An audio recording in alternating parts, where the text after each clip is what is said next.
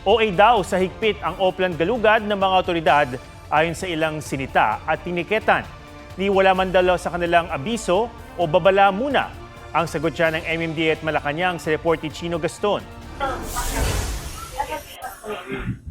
Nasa Eskinita sa Barangay Addition Hills, Mandaluyong City, ang lalaking ito na naghahalo ng semento sa labas ng kanilang bahay.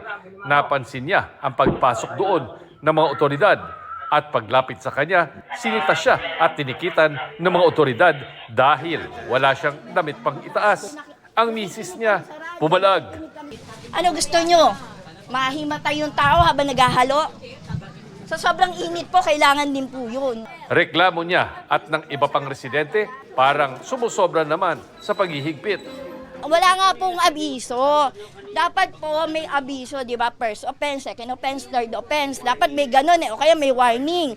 Sa kanila, tikit agad Warning po dapat kaagad. Dapat nagpapaabiso sila. Bawal din sa mga iskinita nyo na maghubad. Alam po namin, bawal uminom. Bawal bawal yung mga curfew. Kasama ito sa pagpapatupad ng Safer Metro Manila Plan kung saan sinisita rin ang mga kabataang sumusuway sa 10 p.m. curfew, iligal na pagparada at sagabal sa mga kalsada. Sa barangay Pinagbuhatan, Pasig naman, pinuntirya ng mga otoridad ang mga sagabal sa daan pati na sa bangketa.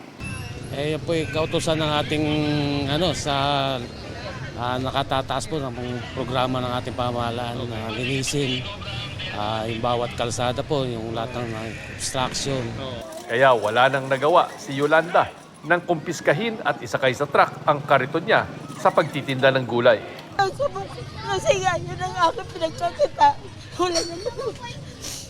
75 years old na pa. Pilit ko naghahanap para ako mabuhay. May pambili ng kamot. Naman sana ganun. Pag naghahanap po, ang mga illegal po ay yun ang uli.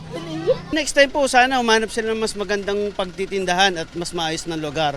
Yung hindi po nakakasagabal sa pedestrian, sa daanan po. Sabi ng Malacanang, ipinatutupad lang ng DILG ang mga ordinansang mahigit 10 taon nang umiiral.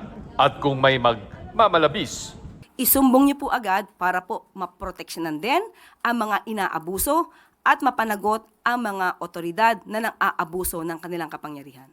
Chino Gaston, GMA News.